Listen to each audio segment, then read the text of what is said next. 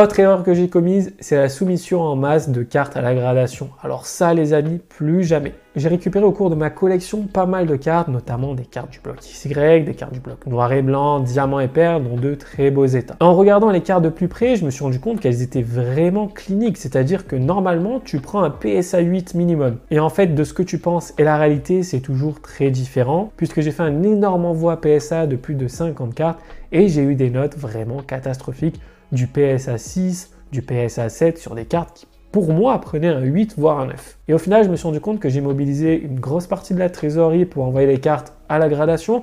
En plus de ça, ça a pris pas mal de temps pour qu'au final je les revende au prix de la gradation, à savoir une vingtaine d'euros. Maintenant, si je peux vous donner un conseil, quand vous envoyez des cartes à la gradation, prenez des cartes d'une valeur minimum en loose de 50 euros et vérifiez bien qu'elles prennent un 9 minimum. Si ce n'est pas le cas les amis, ça ne vaut pas le coup d'envoyer vos cartes chez